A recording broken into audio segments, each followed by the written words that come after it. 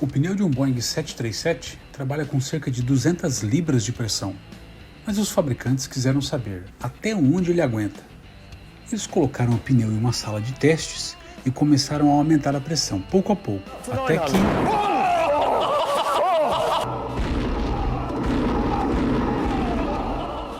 O pneu explodiu a impressionantes 905 libras de pressão, ou seja, 4,5 vezes acima do normal.